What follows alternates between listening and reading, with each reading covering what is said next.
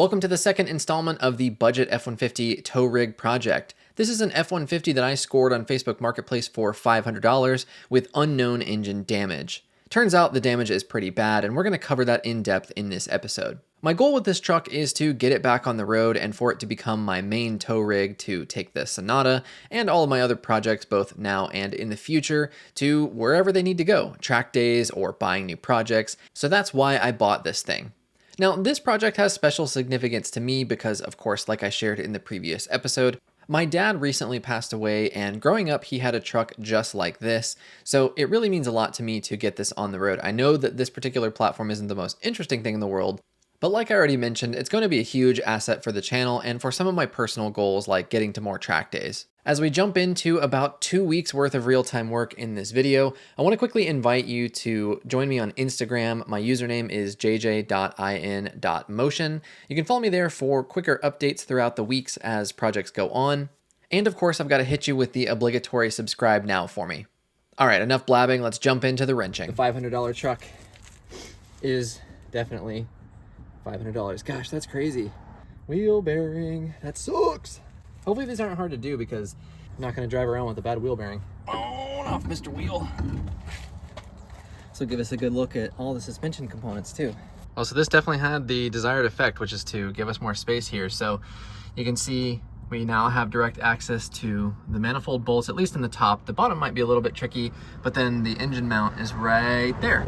So that, from what I understand, is just a through bolt. So I should be able to just loosen that back side of it and then it should come out. Now I have direct access to those studs earlier that wouldn't come out, so I can just basically cut those off, get the manifold off, and then that should be big progress. I hate that I only have a long saw blade, but I'm just gonna go for it.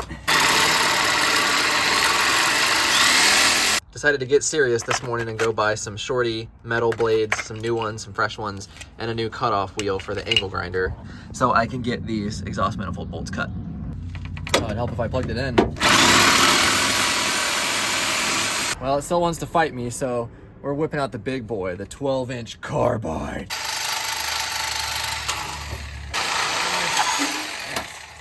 There we go. Smoldering, baby. All right, so I'm on the lower engine mount bolt here. See if... Whoop, slam the camera, but I think I got it loose. Might be able to get a regular wrench in there now. So I went inside to try to figure out what my next steps are because I started looking and it's like the engine mount might be the right direction, and I do now think that it is, but the next step for me is going to be to get the starter off. So the first starter bolt went right in that little hole there, and I got that out. I just dropped it. The other starter bolt is right there, comes in from the back side of the starter.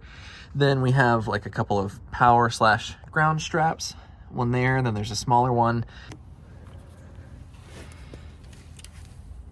So, trying out this little 1/4-inch drive wrench to see if it gives me enough space in here, because everything's really tight. It's like some require extensions, some don't. Some require 1/4-inch drive, some require 3-inch, 3/4 drive.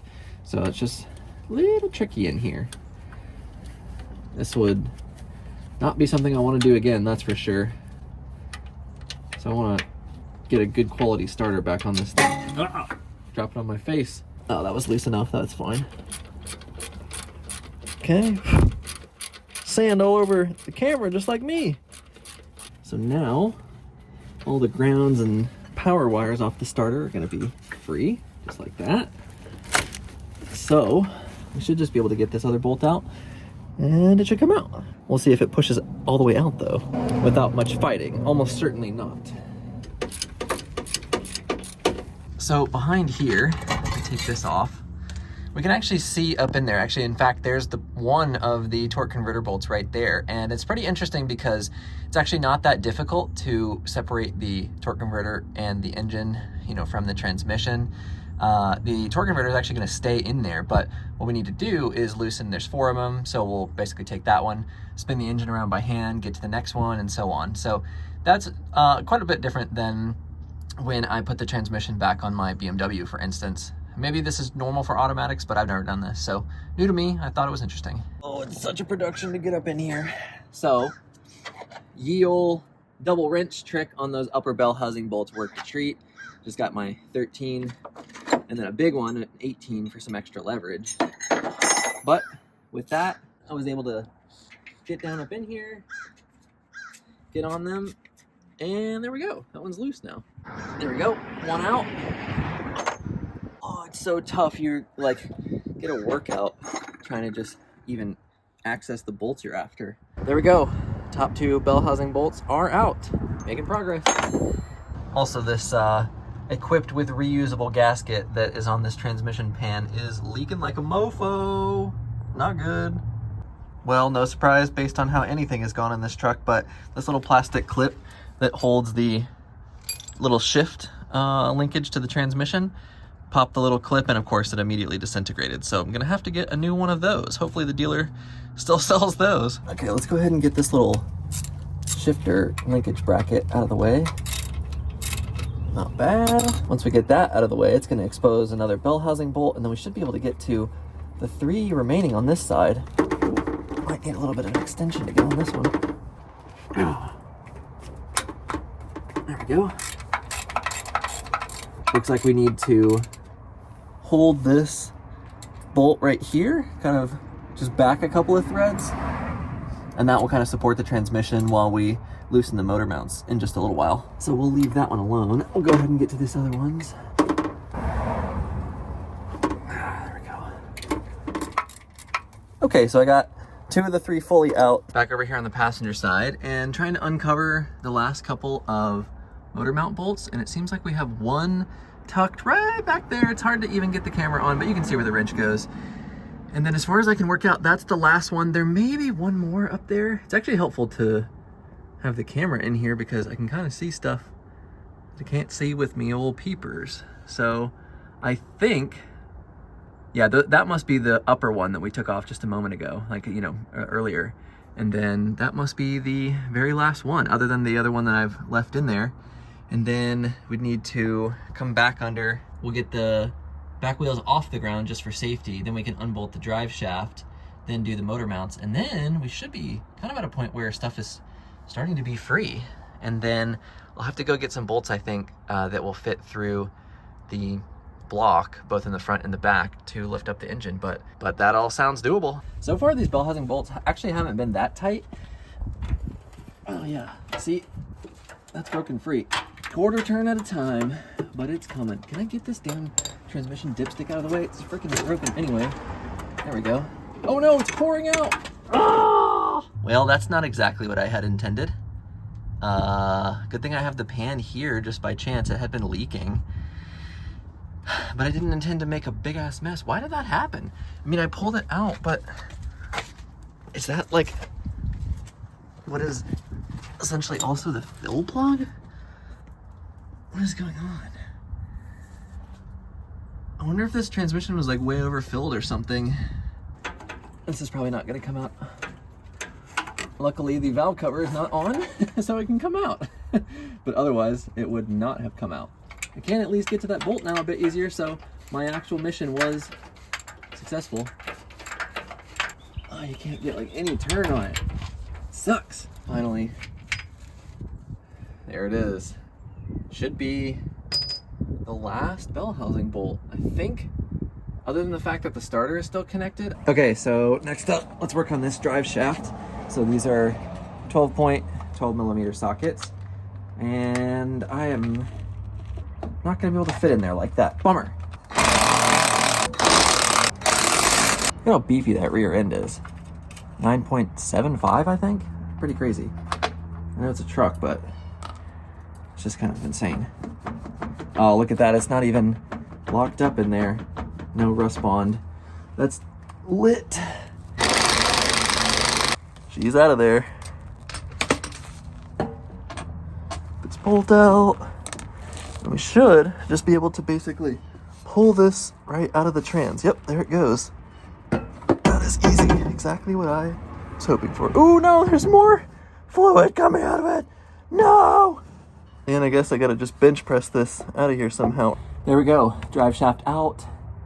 Now we should be able to just loosen a couple transmission bolts, take that last bell housing bolt out, slide it backward, and I guess we have to support it with the jack. Now though, we should be able to unbolt the 2 transmission bolts in here, and then the trans should now be allowed to slide backward. So that's our next step here.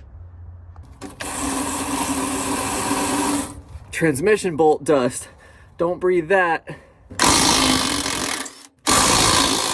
As you can see now, not as much as I expected, but there is space for these bolts to slide backward.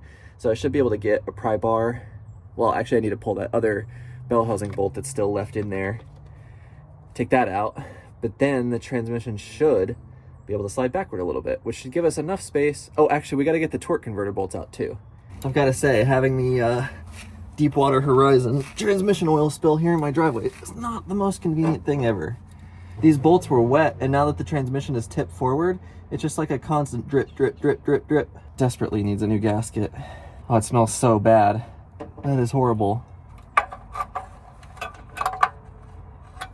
Okay, this is gonna suck to get all of these lined up one by one, because I'm gonna have to loosen one, turn the engine over, loosen. Ugh, that's no bueno. So I mentioned I haven't yet tried to turn this thing over, but it's kind of necessary, so shouldn't be terribly difficult unless there's something really wrong with it, because there's no spark plugs in it, so we shouldn't be fighting compression. And I mean, I guess I gotta watch out for some of these harnesses and stuff and make sure they don't get sucked down in there, but we're really only gonna turn it over just a little bit to try to get that torque converter bolt to line up. Oh, that's not good. Oh, there we go. Okay, it turns. Took me a second to get it going, but it does turn. So I only went like a quarter turn. I don't know what that equates to on the torque converter, so I'm gonna go take a look. That little bit of turn actually pushed the bolt a little bit further out of reach. So I know I'm not supposed to go backward. It doesn't matter. We're turning this whole thing down. So I'm gonna go just ever so slightly backward. This is awful. I've tried to get this like 3 different times, line it all up, and it's just a pain to scoot all the way down in here, first of all. And then with my oil spill, can't actually see anything. That's not ideal either. And then the socket is too long, it would seem. I can't get my socket on it. It's just like, there's just not enough space in here. I'm resorting to the 1/4 inch dry 14 and then a little DIY cheater bar. Hopefully this will work, because otherwise I don't know how these are coming out. Dude, seriously, what is going on? Why is this impossible? Like, just suddenly this socket doesn't work? That doesn't make any sense. There we go. That's on there, finally. Okay, so now just need some kind of little cheater type extension here. And I need to go this way. Oh, there we go. 1. Now that we got 1, I'm gonna go through and fight all the rest of these, and I'll report back. All right, so big change of plans here. I think there is something holding back the motor from turning over. So when I spin it, I can only get it to go so far before I hit a really rough spot going forward or backward. So this being open for so long, I feel like it's been sitting here for a lot longer than 3 months. I feel like moisture got down the intake. Maybe there's valves stuck open and they're rusted, or maybe there's rust around the rings or something. So I can only access 1 more of the torque converter bolts before the engine reaches its tight spots going forward and backwards. So I'm at a bit of a loss here at the moment, to be honest. Okay, so all is not yet lost, I don't think. It seems that the converter can come out with the engine kind of still attached to the actual flywheel or the flex plate on the back. So I think what I'm gonna do is continue kind of the direction that we have been at for a while now. I feel like I've been at the same point for hours. So we can go ahead and get the engine mount through bolts off on both sides, get that last flywheel bolt out, and then I think I'm gonna have to run to the store and buy some bolts to run through here, and then also back there on the engine. We can push the transmission back and start to get this thing out of here. Of course, at this point, I have no idea what the state of the engine is, but it'll be kind of an interesting, answer to the mystery of what happened to this truck when we get into the engine and tear it all the way down. My plan is to pull it completely apart so there's no questions, and we can either rebuild or replace. Okay, so I'm gonna get this engine through bolt loosened. We already have the other one loosened. We can hit them with the impact and get those out. Then I have the transmission supported here, kind of, it's lightly supported with this jack. I'm afraid to get my floor jack tied up in this spot because I really don't want it to be, kind of captive and stuck here. There's gonna be so many other things we need to use it for, I'm sure. So we are getting pretty close to at least attempting to push the transmission back. So let's get going on this. Oh, these are tight, tight, tight.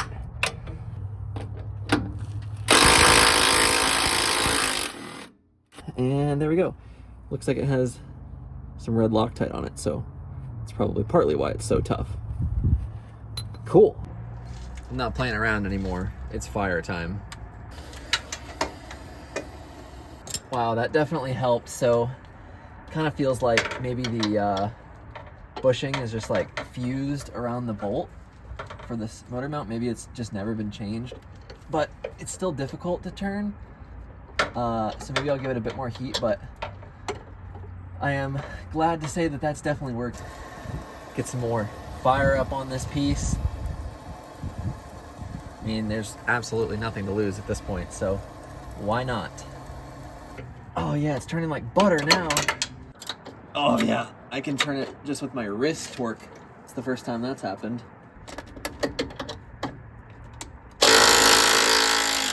Oh, it's out. Yes. It's probably lava, but it is out.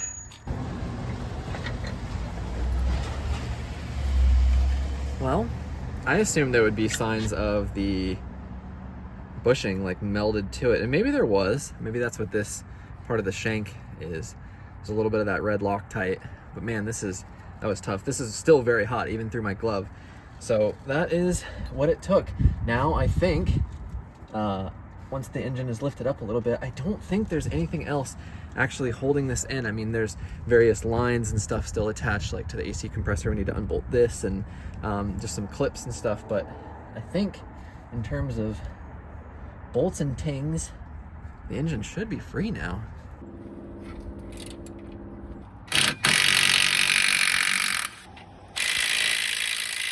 And then I think over here behind this hood prop, this piece of wood, I just need to disconnect the power steering line from the box, from the steering box, and then I'm going to leave both the AC compressor and the power steering pulley, pumps on the engine, and we'll pull that off later. I couldn't find where this went, so I just made the executive decision to rip it out, and I don't like doing that, but I can't figure out where it goes. And I think I might have made the correct decision here, because it looks like this was electrical taped back together, and it's oily. So I'm guessing this is probably either like the oil level switch, or maybe like the oil pressure indicator or something like that. So we can definitely fix this. It seems like it's just a one wire connector anyway, so we'll fix whatever it was. But now, other than this little bracket, which we need to undo real quick, that side is free as well. So where are we at in terms of engine trans split? Looks like we're definitely in there. Our next step is going to be separate these a bit, get some bolts in there, and then try to lift it up. All right, so I got that power steering line broken loose and letting the system drain. The fluid actually doesn't look in bad condition, to be honest, so that's a good sign. Hopefully our steering box is still good. And then I went ahead and pried a bit. You can see the transmission is starting to separate from the block. So I've been hunting and pillaging, and I finally found the bolts that we can use to lift up this engine. So I'm basically just trying to kind of chase and clean up these threads there, because they're super dirty and got some rusty bits in them. And then I'll do the same thing back there. And I think we'll pretty much be ready to play the shimmy game of getting the engine up a little bit, transmission up a little bit, back and forth and back and forth. But I gotta find a way to rig the chains to these bolts. It's getting serious in here. So I ended up moving to this bolt hole over here, because I figured since I can only get on that one, on the bell housing, that one's covered by that coolant pipe, it probably makes sense to have it kind of slightly sideways for balance purposes, because if they're both on this side, I'm afraid the engine's gonna do this, which is gonna be probably a real pain. So now it's hoist time. In my previous video about the Sonata, I said that it didn't leak. That would prove otherwise.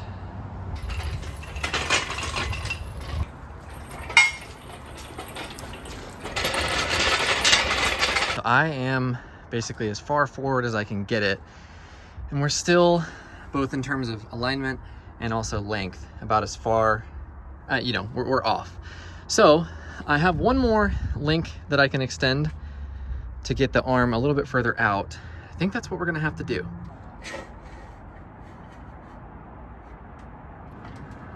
Yeah, that is basically dialed. As soon as we lower that, I should be able to grip onto the chain.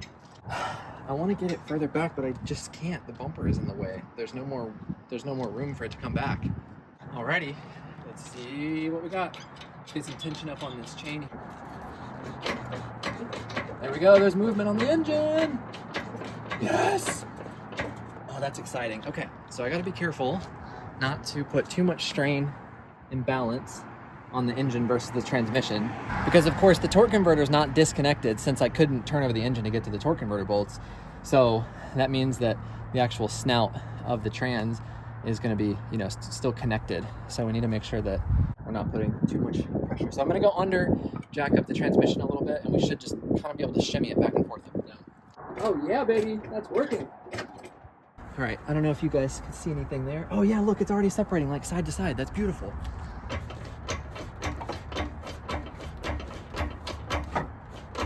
Seems like we're fully separated. Can I pull it back now? No, we are definitely bound on something. What is it? Woo! No, I wasn't filming. Oh, yes, I was. Yes, yes, yes. Oh, are we free? Oh, yeah. That looks pretty free to me. Boom, baby. Couldn't figure out what it was binding on, and there was just like nothing left. Oh, yeah, look, we're free swinging now. Oh, I couldn't figure out what it was binding on, and there was just like no real explanation left. I was like, I think it's just got to keep coming. So I guess my hunch was right. That's good news. So a little bit higher. Maybe now that leveler would have been useful, but really there's no turning back now. Almost. Oh no, transmission fluid is all over the ground. It's pouring out of the torque converter. Oh shit. Glad I didn't bother to clean up this oil spill extensively the other day. I'll do that once it's out. But look, the torque converter is free of the transmission snout, and the snout looks undamaged, honestly. It's gonna be way easier to put this torque converter back on without the engine in, and then slide the engine back onto it, I'm pretty sure. But man, after hours and hours and hours of fighting just a few bolts, it's coming. It's pretty exciting. You might have seen this just a second ago, but I had forgotten to unplug the O2 sensor, and that was pulled taut. So I disconnected that, and now there's a good bit of flex to the motor. So I think we are almost free. Maybe a couple more connectors up there that I can't see, but I think we're good.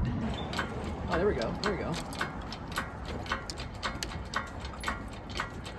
Yeehaw!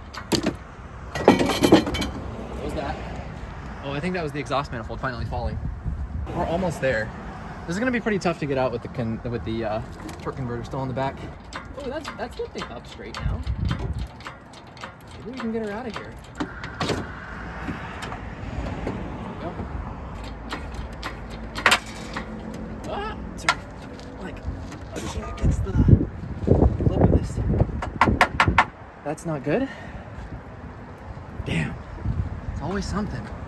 Giant pry bar to the rescue. There we go.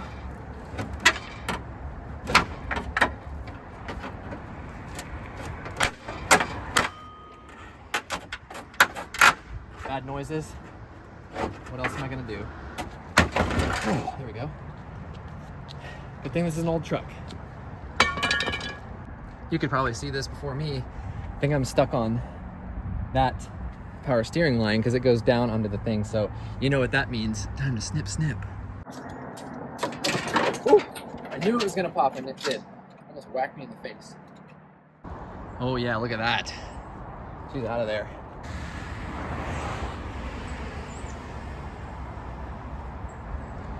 All right, let's get this hunk of junk pulled up in here and mounted on the engine stand, and then I can let it live right there. Tomorrow I'll get the BMW out of the garage and we can start tearing parts off this thing.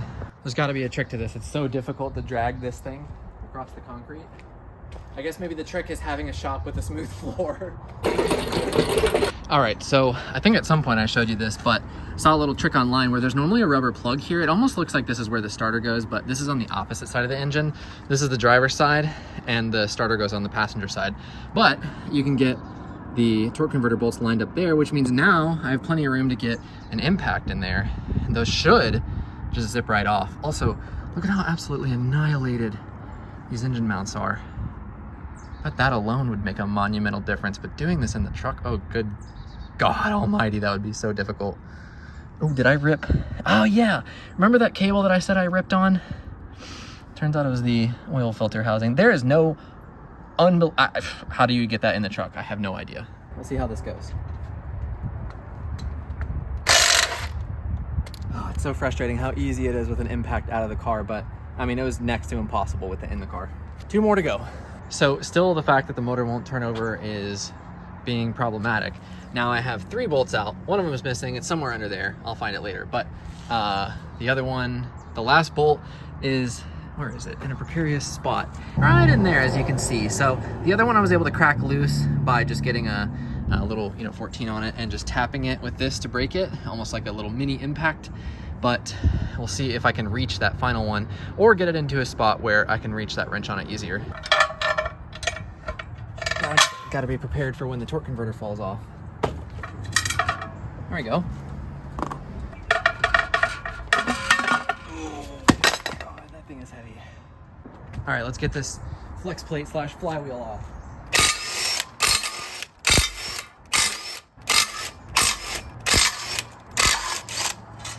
Oh, that's super light actually. Boom, baby, it's off.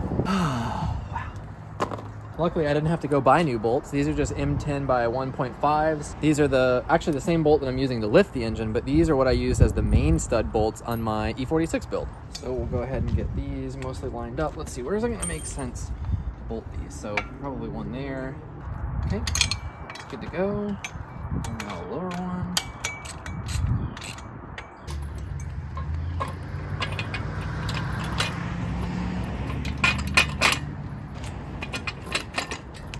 Boom, baby.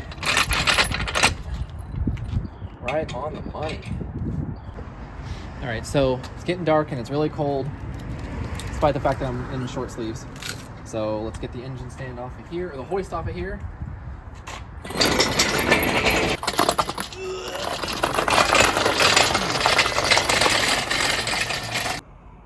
We'll just start tearing off some of these basics.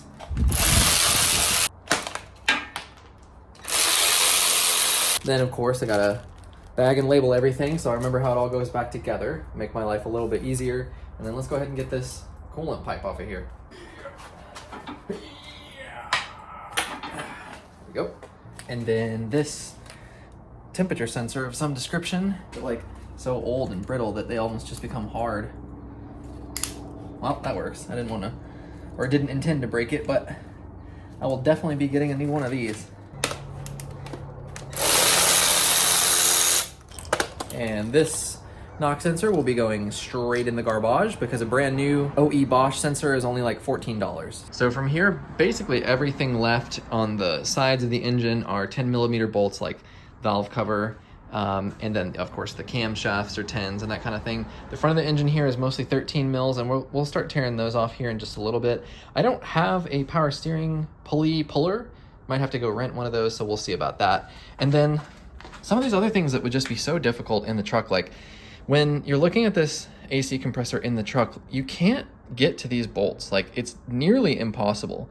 So being able to get an actual wrench on here with good leverage is going to be nice. And just replacing this, the OE Denso compressor is like $101. So yes, that's a lot, but I mean, I live in Florida. I will be getting this truck, AC's working, getting this truck's AC working. And then just other things like the motor mounts, like you cannot get on this bolt in the truck. And so being able to now just have access to all this stuff, like, yes, pulling the motor is a ton of work, but there's also so many other things that you can do while it's out that are just 10 times easier. So this, I think, is the route.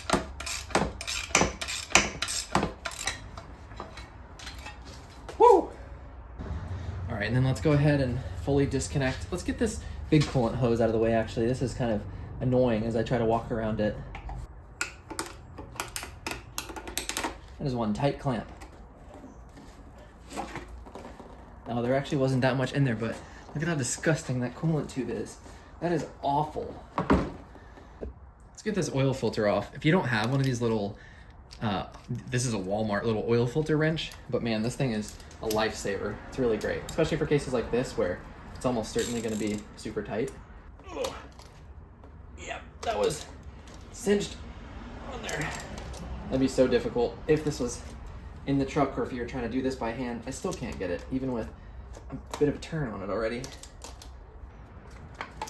No! The oil filter hit the rim of that bucket, bounced over here, and made a big mess as it rolled. But the good news is I bought some kitty litter that I'm using to soak up the intense transmission fluid spill I had in here. Weird and disgusting, and it went all over me. Right, let's get the motor mount off.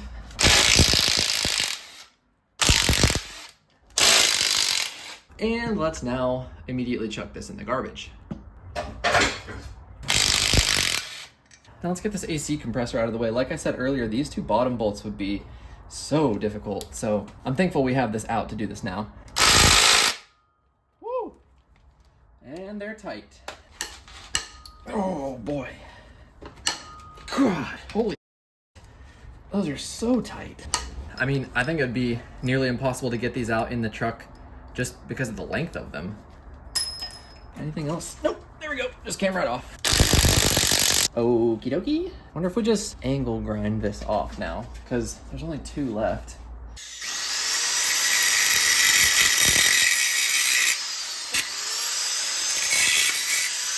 There we go.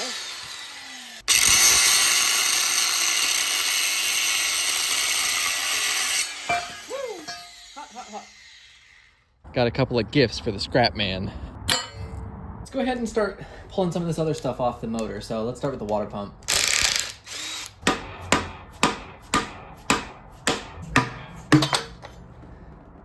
All right, right there in that top row next to that bit like the dot, that little circle says Ford on it. Amazing. I wonder if this really is like the factory water pump, because they said that this engine has like 230,000 miles, so maybe these are just really good quality. Definitely going OEM on that one.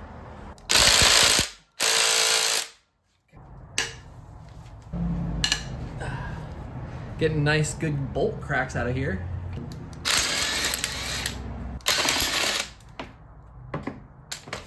And more power steering fluid. Let's go ahead and get this valve cover off.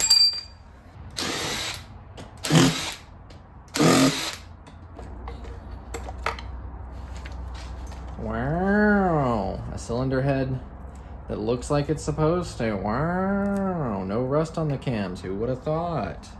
This all looks really good to me. I mean, I'm not seeing any major damage on the cams. There's definitely wear on them for sure, but like no major scores, no ridges or crazy on any of these lobes actually. That's great news. I mean, it looks pretty good, all things considered. Okay, so now I'm really excited to get this front timing cover off. So the only thing left blocking it from coming off is obviously the bolts, but then just that crank pulley, which fortunately is pretty loose. So I should just be able to impact that off. Just a little 18 mil.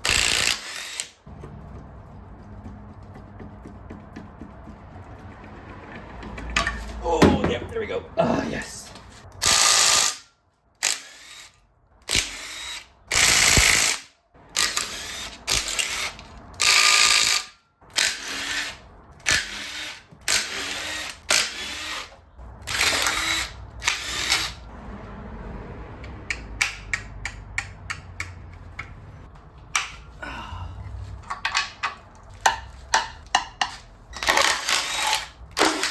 And I think that is the front timing cover free.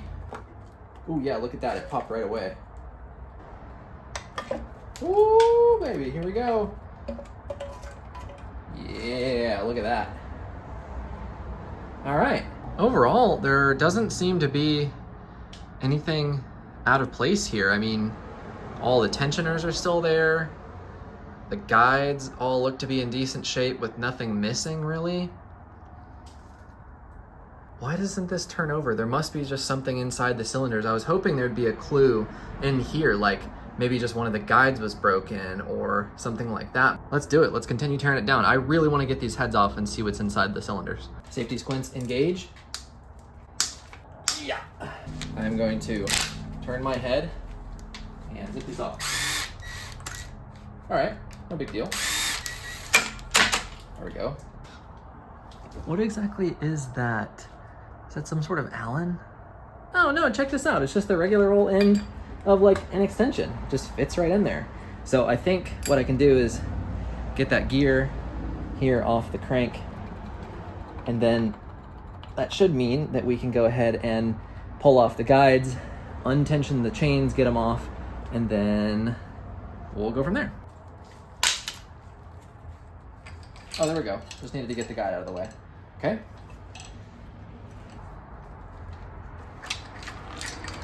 Yeah, baby. All right.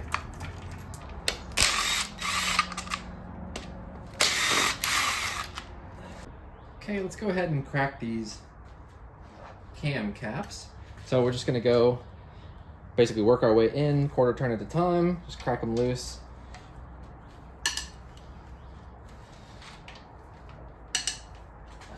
Yeah, these are not very tight actually.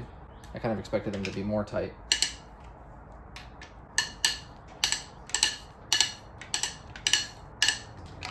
Caps off. Ooh, the cam looks clean. Got all the cam caps organized and placed on the bench over there. Just pull this cam out. Honestly, I was slightly concerned just with some of the wear patterns, but this all looks totally fine to me. I really don't see anything that's concerning. And the not so pretty side.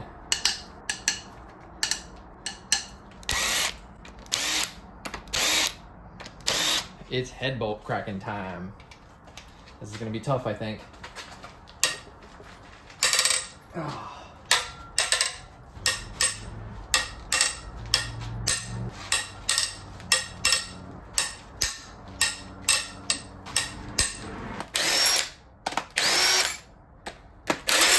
All right, let's see what we can find behind door number 1. Other than a massive mess. Move my bucket a little bit. Let's see. Oh, that looks raw. Oh no, that looks bad. Brutal. Ouch. Look at that. Full of water. Big ol' crusty, rusty bit. Oh, deep, deep, deep pitting on that cylinder wall. Brutal. That is horrible pitting. Yeah, this block is basically trash. That sucks. Damn, no wonder why it wouldn't turn over. Look at that. I mean, it'd have to be like bored over and new pistons at this point. That's horrible. Well, we might as well go the distance and get this one off too. Alrighty, let's see what's behind door number 2. Hopefully something better. I guess it doesn't really matter though. Oh no, that looks very, very bad too. Yeah. Bad, bad, bad. So, doesn't look too bad at first. You're like, ooh, okay. Not too bad. Some dirt and gunk here, but ooh. Little piston crunchy. This is why the engine died. It was smashing the valves. Yeah, who would have thought? Turn on my light here. I mean, the cylinder wall itself actually looks not bad, but I think when piston smashes valvey, it bad newsy. Let's take a look at the head. Driver's side head, once again, it's like, okay, not the greatest shape in the world, but ooh, yeah, that's not factory, I don't think. That is not ideal. There's like chunks of piston lodged in here. This head is toast. So, not only do I think both heads are toast, but I believe as a result of the horrendous state of this cylinder in particular, I think this block is probably toast as well. That is not what I wanted to see or hear. Actually, you know what? I'm just looking at this and I said the piston contacted the valve. That's actually not what happened. Look at this. So the piston basically didn't touch the valve, it doesn't look like, because none of the valves are damaged. I mean, they all look exactly the same, but clearly something was in here gouging away and eating away at this. And look, that thing that's lodged in there, that is the end of some kind of nut and bolt. Like, it is lodged in there, but if you look at the top, it's like almost unmistakably a bolt and a nut. So somehow that broke off and made its way inside the cylinder. Where that came from, I don't know. Like, did they drop that down the spark plug tube and not know? I guess that's possible. How else would it have gotten in there?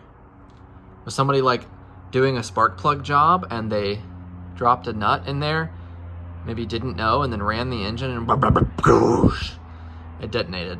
And again, looking at this basically dead cylinder, it kind of seems like it pinged around for a while and then it finally lodged in the bottom of the head and it just went pow, pow, pow, pow, pow right there at the lower lip of the piston. So, damn, I mean, it's so frustrating. Like, honestly,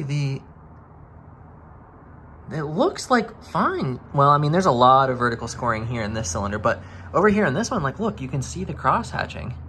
That still looks pretty good. There is a lip, but maybe that's just where the top of the piston rides. I mean, not sure if we're at TEC here, but that would make sense. Kind of sad, I'm not gonna lie. So where does this leave us on the $500 F-150 project? Well, looks like this engine died due to either an accident or just flat out neglect. I assume an accident. Nobody would willingly drop a nut down there and then run the engine. So it seems how this thing died. Now, the mystery still deepens to me. It's still not solved. I'll probably never know, but it seems like maybe the previous owner 2 people ago perhaps was the culprit and the reason why this truck died. And then the previous owner, the one I bought it from, bought it thinking they could fix it, realized how much this job is going to suck with the engine in the truck. They were moving, they just wanted to get rid of it, and probably just didn't tell the whole story. They didn't really care. It was a $500 truck. So it seems like that is actually kind of the summary of the mystery and the details I'm gonna be able to uncover. Now, what we'll do, I don't know. By the next time you see another video on this truck, I will have had a plan and we'll make some major momentum forward. Until then, thank you so much for watching. Hit that subscribe button and I'll look forward to seeing you in the next one.